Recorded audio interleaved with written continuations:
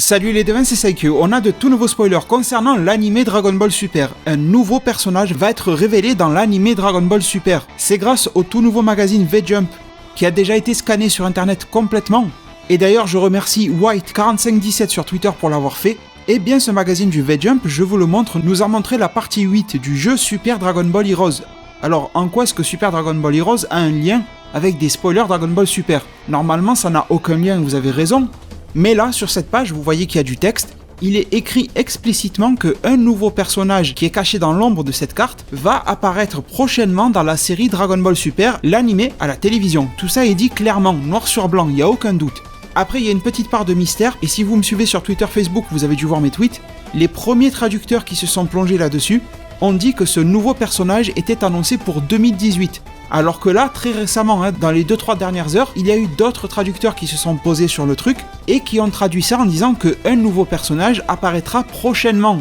Donc vous là qui êtes en train de m'écouter, voilà, prenez vraiment des pincettes et c'est un petit peu à vous de faire vos déductions. Est-ce que c'est prochainement? Et donc, est-ce que c'est en 2017? Il reste que 2 semaines, il faut faire vite. Je vous rappelle que la dernière semaine de décembre, il n'y aura pas d'épisode, c'est pour ça que je dis ça. Ou alors, est-ce que c'est un nouveau personnage pour 2018 comme l'ont dit les premières traductions?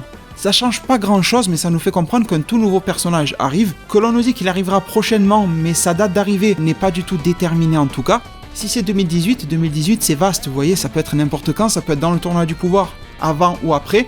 C'est vrai que si on nous dit prochainement, on s'attend à ce que ça soit dans pas trop longtemps, et surtout si on reste logique, c'est que normalement ce personnage n'apparaîtra pas dans très longtemps, étant donné qu'il correspond à la partie 8 de Super Dragon Ball Heroes.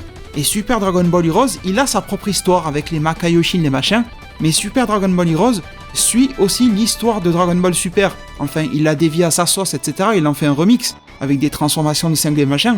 Mais il reste lié à cette chronologie, c'est-à-dire qu'au moment de l'arc Fukatsu no F, il y avait des cartes Fukatsu no F. La partie 7, elle s'est concentrée sur tout ce qui est Pride Troopers, et c'est surtout concentré sur tout ce qui est Kefura, Caulifla, Kale, vous voyez, des choses qui sont vraiment d'actualité au même moment dans la série, elle les reprend sous forme de cartes dans son propre jeu vidéo.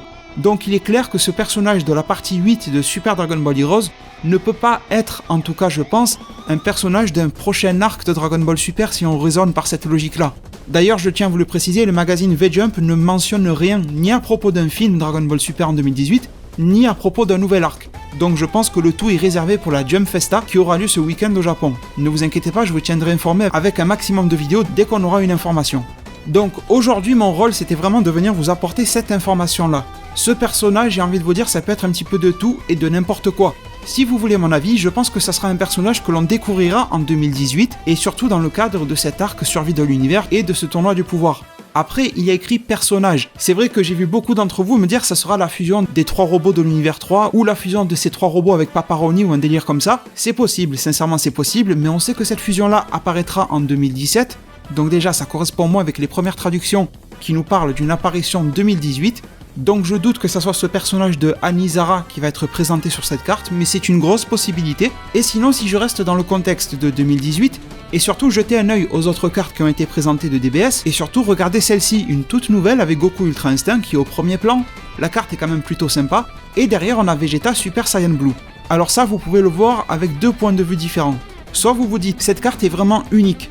Et donc du coup c'est un énorme indice pour nous dire que Vegeta n'aura pas d'Ultra Instinct durant le tournoi du pouvoir. Peut-être plus tard, mais pas pendant le tournoi. Ou alors, si l'on regarde l'historique de Super Dragon Ball Heroes, il y a souvent des déclinaisons des cartes, enfin des cartes identiques mais un petit peu renversées comme ça. C'est-à-dire que sur une carte où vous allez avoir Goku au premier plan, vous allez avoir Vegeta derrière. Et à l'inverse, je vais essayer de vous trouver des exemples. Dans le passé, je pense pas que ce soit si difficile à trouver, j'espère que je vais trouver. Et bien sur l'autre carte, ça va être inversé. Vous allez par exemple avoir le Vegeta au premier plan et le Goku dans le fond. J'ai pris Vegeta et Goku comme exemple, mais ça l'a fait avec beaucoup d'autres personnages dans Dragon Ball Heroes.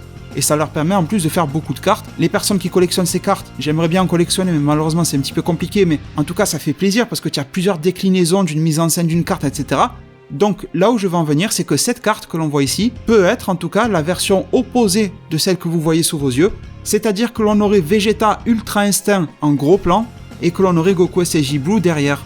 Ça correspondrait avec la partie 8 de Super Dragon Ball Heroes pour le début d'année prochaine, et ça reste dans l'idée du prochainement, et ça correspond avec l'idée du 2018, sachant qu'il y a énormément d'indices, et presque, je dis bien presque de spoil, qui nous indiquent qu'un Vegeta Ultra Instinct est en train d'arriver pour le mois de janvier, donc vraiment ça me semble être la possibilité première pour ce qui y aura affiché sur cette carte.